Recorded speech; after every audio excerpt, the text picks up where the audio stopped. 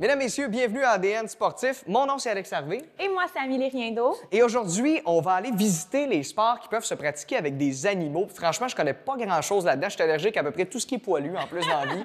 Je dois avouer que je connaissais pas vraiment ces sports-là. Je l'avais déjà pratiqué, mais je savais pas qu'il y avait une discipline pour ça, en fait. Puis, on en a appris plus, puis j'ai hâte de pouvoir te le faire découvrir aussi. Autant en vélo, en ski et un peu en course aussi. Oui, en fait, c'est vraiment des sports athlés. Donc, on a vraiment le volet qui est intéressant, qui est avec un animal qu'on retrouve pas nécessairement dans les autres sports. Je pense qu'on est prêt à découvrir ça. Ouais, let's go. Allons-y.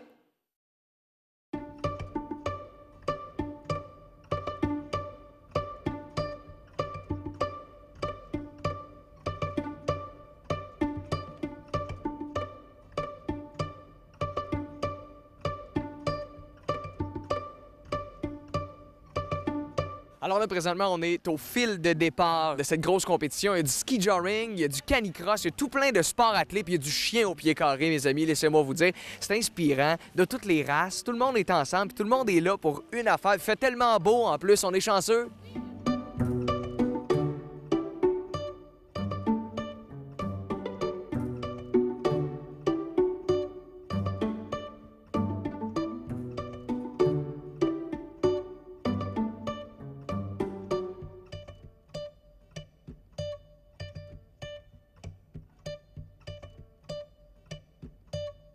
Alors là, il y a François du club Les Canis Crinqués de Drummondville qui est là. Il se prépare tranquillement, pas vite, à sa course. On va le laisser courir, puis ensemble, on va aller voir comment il se sent après sa course dans quelques instants.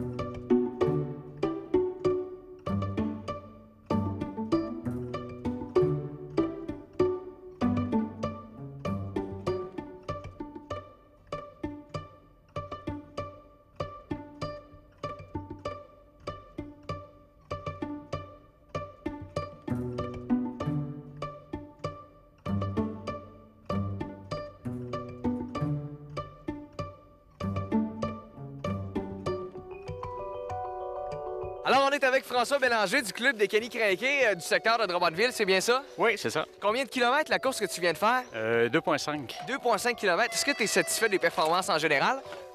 Oui, et ça a bien été. Les parcours étaient excellents.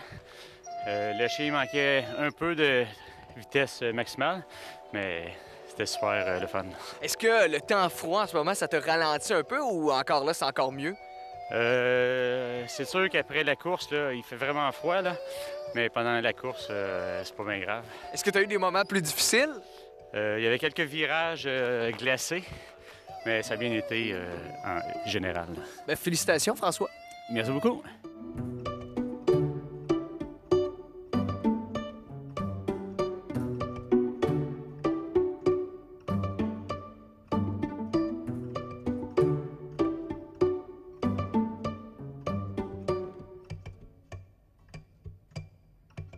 On a parlé avec François un petit peu après l'entrevue, puis il nous disait que lui, c'est son deuxième 2,5 km aujourd'hui, puis qu'après ça, il va aller faire de la course encore avec son chien. Fait que vraiment, c'est une grosse journée. Ça fait plusieurs années qu'il fait ça, mais aujourd'hui, c'est vraiment pas nécessairement pour la compétition, mais juste pour s'amuser. Puis je pense que c'est une belle journée pour ça.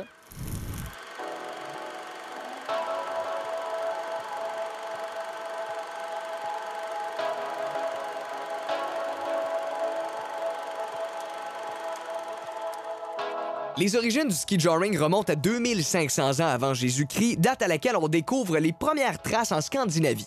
Au début, cette activité était pratiquée par des paysans qui associaient une nécessité de travail, de déplacement ou de loisir avec leur cheval ou encore le chien et le ski. Initialement moyen de transport, évidemment, le ski joring va évoluer vers le plaisir et la compétition. C'est les Suisses qui, eux, entre autres, ont développé dès le début du 20e siècle cette discipline dans un but touristique et de compétition. Jusqu'aux Jeux de 1952, seuls les cavaliers militaires et masculins sont autorisés à participer aux compétitions équestres olympiques. La mixité s'est établie progressivement entre 1952 et 1964. Avec le début des années 2000, l'équitation s'ouvre à la mondialisation avec la présence des Jeux de pays jusqu'ici absents de la scène équestre mondiale. La participation des nations et des athlètes aux épreuves équestres est croissante dans le temps, mais le sport est néanmoins marqué par la présence régulière de certaines nations, comme par exemple évidemment les États-Unis, l'Allemagne et la France, alors que la présence de certains pays aux Jeux est purement anecdotique. L'Allemagne est le pays ayant comptabilisé le plus grand nombre de médailles depuis les débuts de l'équitation aux Jeux olympiques.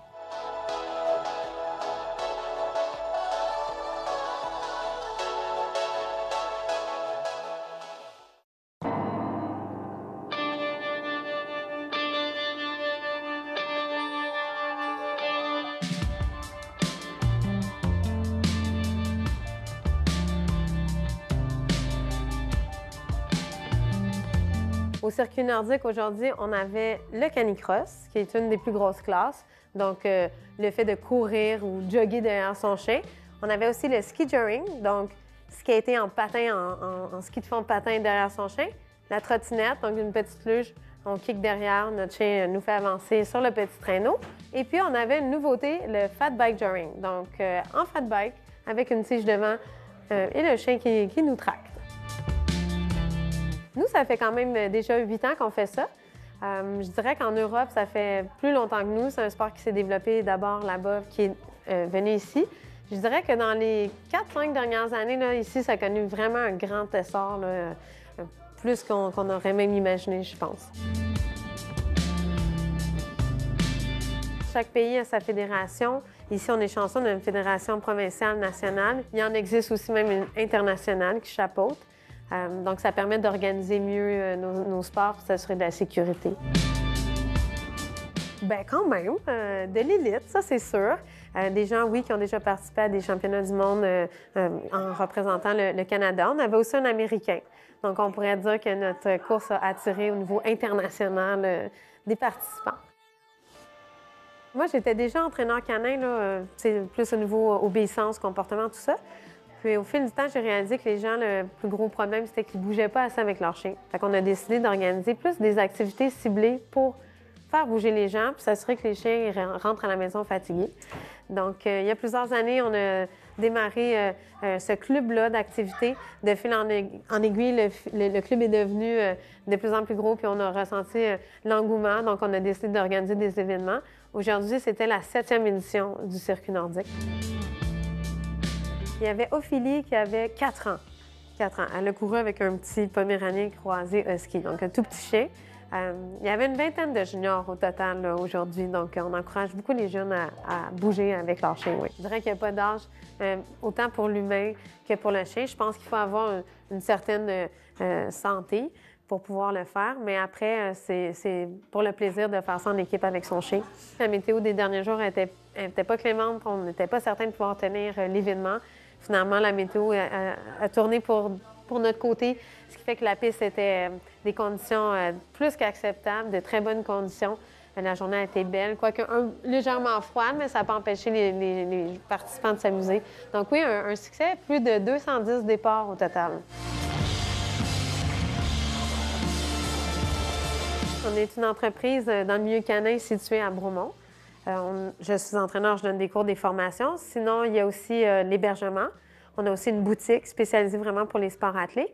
Et puis, on organise les courses, voilà. Donc, c'est assez complet. Tout pour le chien. Aujourd'hui, le circuit nordique, c'était la première de la série qui compte 5 courses. La prochaine va être le 27 avril à Bromont. Oh, beaucoup d'heures. Honnêtement, on ne les compte plus. Les gens qui font de l'événementiel savent que c'est une série de micro-détails qui font que la journée va être d'envergure puis un succès. On compte pas les heures, on fait ça par passion. Je veux que ça continue de grandir. Je veux qu'il y ait de plus en plus de gens qui découvrent ça. Je pense qu'il y a beaucoup de chiens qui en bénéficieraient de connaître ça, de bouger, de faire équipe. Ce qu'il faut savoir, c'est que dans la relation du maître et son chien, de faire ce genre d'activité amène vraiment un aspect très constructif dans la relation. C'est pas juste dans le physique que ça amène des bénéfices. Donc, j'espère que ça va continuer pour cette raison-là.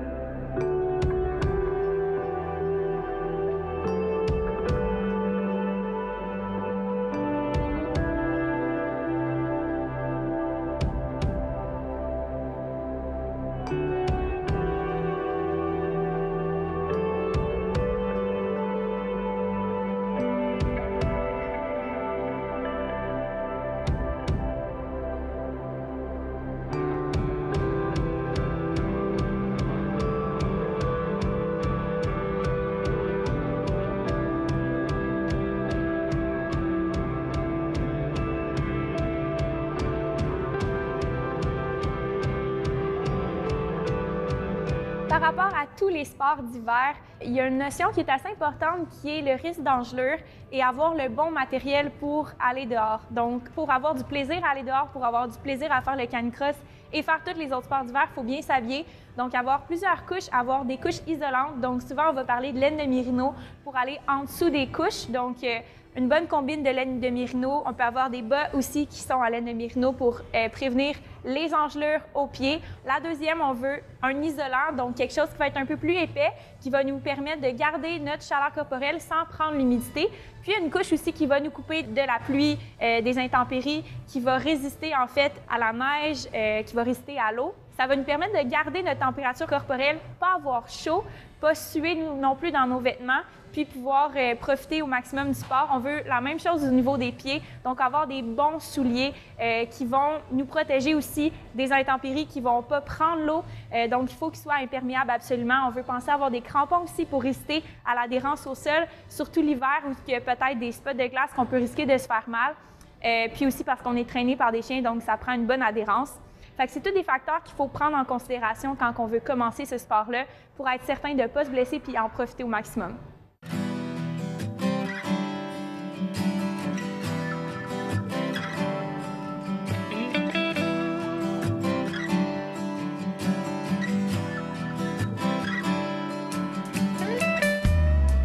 Bien, il n'y a pas une technique nécessairement, mais il y a toutes sortes de choses qu'on peut mettre en place pour essayer de prévenir les blessures. Par exemple, juste dans l'entraînement, il y a des règles à suivre pour justement aller progressivement vers un entraînement qui va amener à une performance optimale. Il y a des choses qu'on peut faire aussi à chaque entraînement, un peu comme chez les humains qui vont courir. Par exemple, des exercices de réchauffement avant de partir. C'est sûr que surtout une température comme aujourd'hui, il fait moins 16, sortir son chien de la voiture puis partir pleine course, c'est pas optimal. Donc, idéalement, on sortirait notre chien, on ferait une routine de réchauffement, puis ensuite, on irait courir. Puis on peut faire un cool-down aussi, c'est-à-dire après, aller faire des exercices pour assouplir notre chien et l'aider au niveau de sa musculature. Habituellement, on attend que le chien ait un certain âge, déjà. Si on veut que le chien soit adulte et que sa musculature, son ossature soit prête à faire ce genre d'entraînement-là, parce que ça reste des entraînements à haut impact quand même. Par contre, c'est très bénéfique pour le chien parce que le chien il va développer une belle force cardio-respiratoire, une belle musculature aussi. On veut des entraînements qui sont progressifs. Il faut toujours quand même être à l'écoute de notre chien puis d'y aller selon ses capacités. Il va y avoir un entraînement qui va être saisonnier aussi parce qu'on se rend compte que les chiens, en fait, tolèrent assez bien le froid. Quand on fait des entraînements. Par contre, la chaleur, c'est un peu plus difficile, surtout quand on va avec des races nordiques qui ont beaucoup de poils puis tolèrent moins bien la chaleur. Donc, souvent, l'entraînement va varier selon les saisons. Donc, en hiver, on va y aller plus avec des entraînements de canicross comme on a vu aujourd'hui, donc en sport tracté. Mais on veut faire aussi beaucoup de randonnées, de lousse avec notre chien. En été, beaucoup de nage aussi, qu'on est capable quand les gens habitent dans des endroits où il y a des cours d'eau, la natation, c'est fantastique. Donc, c'est d'y aller avec quelque chose d'assez vaste, général, pour que le chien développe vraiment une belle musculature égale. On ne veut pas faire que du sport sport tracté. Puis aussi, on veut, comme au niveau mental, le chien, les chiens adorent tracter. Vous allez voir sur les images, les chiens aiment vraiment ça beaucoup. Mais on veut justement pas les décourager, on veut pas non plus faire que la même chose. Donc, on veut vraiment varier les exercices. Puis, dans certains cas, on veut aussi, quand on les voit en entraînement, puis qu'on se rend compte qu'ils développent des tensions musculaires, ou des fois, on veut faire des exercices de musculation ou d'étirement musculaire vraiment spécifiques pour un chien, pour essayer de prévenir les blessures là, qui pourraient venir là, si le chien restait avec ces tensions-là.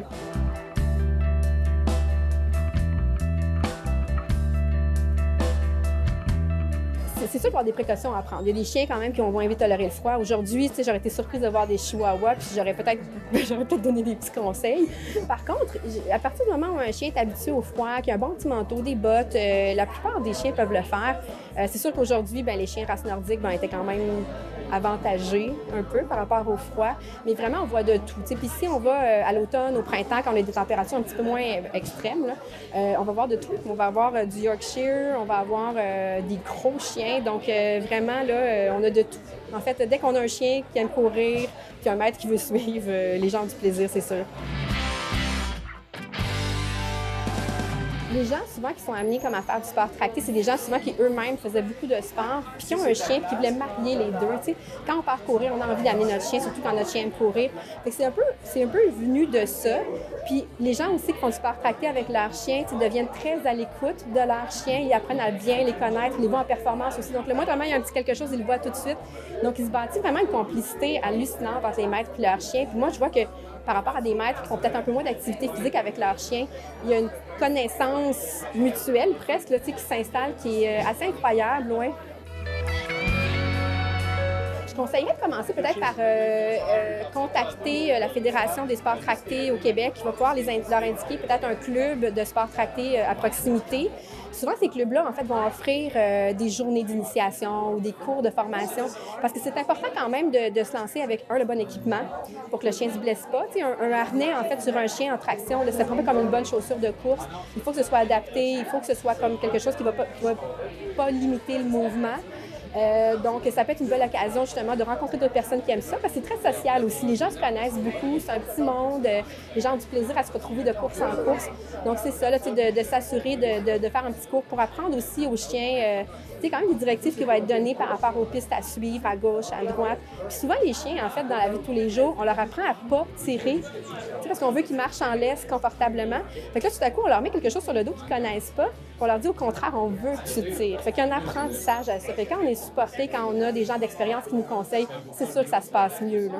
Le lien chien-animal est particulier, je trouve. J'ai l'impression que c'est ça qui se bâtit une complicité qui est inégalable, là. Donc, oui, je trouve ça beau de voir des maîtres qui sont en forme, qui font d'exercices, qui amènent leur chien, puis tout ce qui se développe autour de ça, là. C'est vraiment un beau milieu.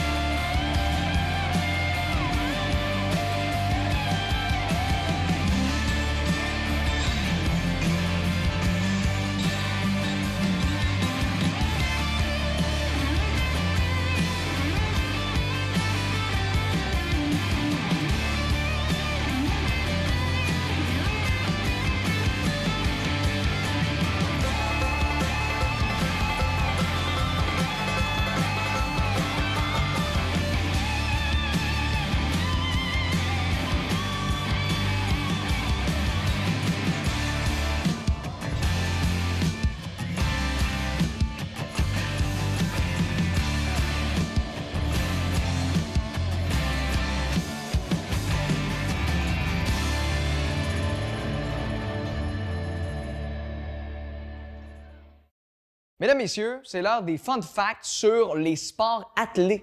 En équitation, les chevaux sont un partenaire de choix, parce que sans chevaux, il n'y a pas d'équitation, évidemment, mais aussi parce qu'ils ont une espérance de vie relativement longue. Hein? C'est 35 ans l'espérance de vie d'un cheval, et ça équivaut en vie humaine à peu près 90 ans. C'est quand même assez long, merci. Hein? Également, par jour, les chevaux dorment en moyenne 4 heures. Et ça, c'est pas beaucoup, mais quand même, c'est à coup de tranches de 30 minutes de sieste. Ça, c'est assez particulier. Également, un autre fait particulier, les chevaux dorment debout dans la nature parce qu'ils n'ont pas de crocs, ils n'ont pas de défense non plus, donc c'est des proies de choix pour les prédateurs.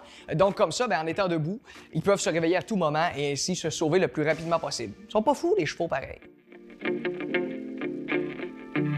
Saviez-vous également que l'équitation, c'est le seul sport où est-ce que des animaux sont en compétition aux Jeux olympiques? Puis c'est pas nécessairement la force de l'animal qui est jugée par les juges, mais bien l'élégance des animaux ainsi que la technique du cavalier. Donc vraiment, c'est une relation entre le cheval et son cavalier. Et ensemble, ça donne des prestations assez magnifiques, merci. Quand on parle de ski joring, souvent c'est un athlète en ski qui est tiré par un animal. L'animal, ça peut être un cheval, ça peut être un chien également. Et quand on parle de ski joring avec des chiens, on va avec un attelage de 1 à 3 chiens. Le chien n'a pas besoin d'avoir de conditions particulières pour participer au ski joring. L'important, c'est juste que le chien puisse courir et le désir de courir également et de tirer un attelage. Et ça, d'habitude, c'est quelque chose entre vous et moi d'assez inné chez les chiens. Sinon, c'est pas nécessairement le skieur ou encore le chien le plus rapide qui gagne. C'est vraiment la synergie entre les deux athlètes. C'est vraiment un travail d'équipe entre l'animal et le skieur qui fait en sorte que les performances sont élevées dans ce sport-là.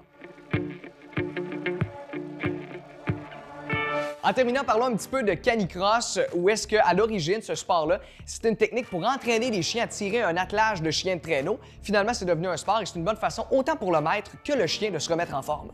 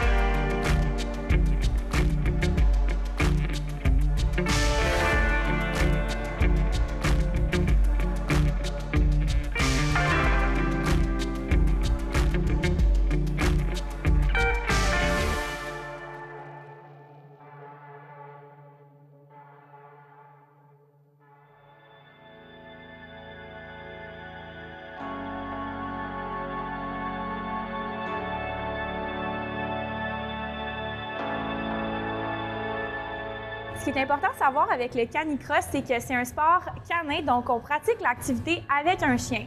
Pour être honnête, j'en connaissais pas vraiment beaucoup sur ce sport-là, mais j'ai quand même eu l'occasion de courir avec un harnais, avec un chien, puis je peux vous dire que la pression sur les articulations est assez grande, puis ça prend une très bonne force musculaire pour résister à la force d'un chien de traîneau, par exemple, qui est habitué de traîner des grosses charges en meute. Fait qu'il est habitué de tirer. C'est vraiment des chiens qui sont faites pour ça. Alors, c'est surprenant de voir à quel point on peut aller vite puis on peut gagner de la vitesse rapidement avec un chien qui est attaché à nos hanches.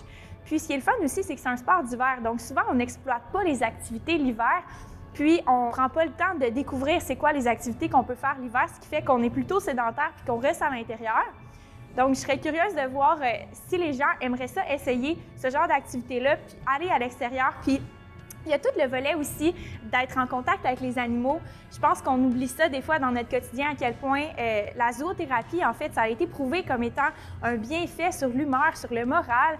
Puis, en fait, on les aime tellement, ces petites bêtes-là, puis ça développe une activité à faire. Si jamais on a des animaux, on peut combiner, un, l'activité de notre animal de compagnie et deux, se remettre en forme et profiter de l'hiver en même temps.